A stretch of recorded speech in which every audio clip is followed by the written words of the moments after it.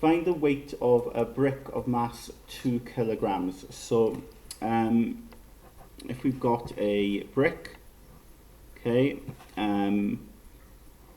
its weight will obviously act downwards, okay.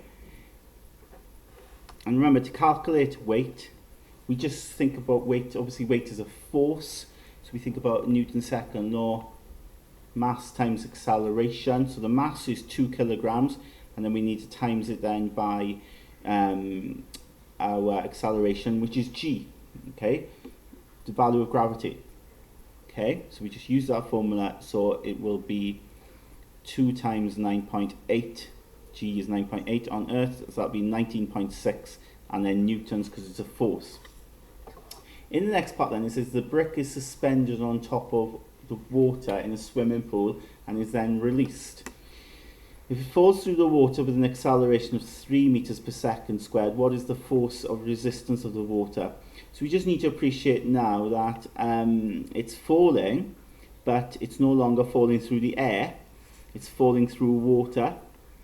So yeah, it's quite a heavy brick, I suppose, 2 kilograms. So it is definitely gonna sink to the bottom of the swimming pool, but it won't fall like it falls through air. It won't fall as fast. So you can see why the acceleration is only 3 now.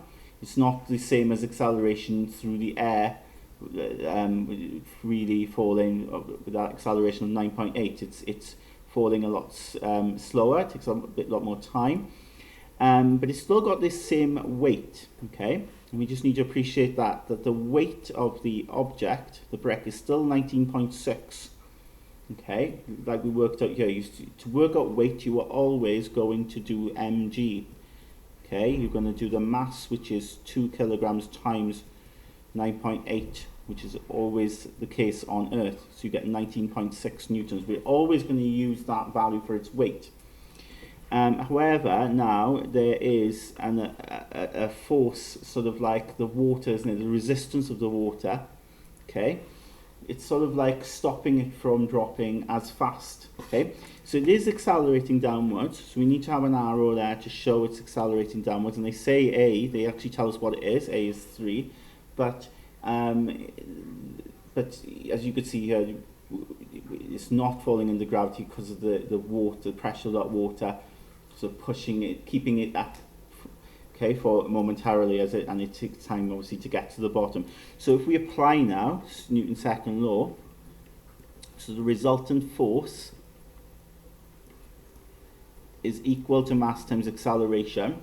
Now the resultant force, obviously, if you think about it, this force here, this weight, is going to be greater than the resistance of the water because it is falling through the water and it's going this way. So this is the sort of positive direction because that's the way it's going in. So we take 19.6 as the main force, and then you take away the resistance, which is R, and that will equal then to the mass of this brick.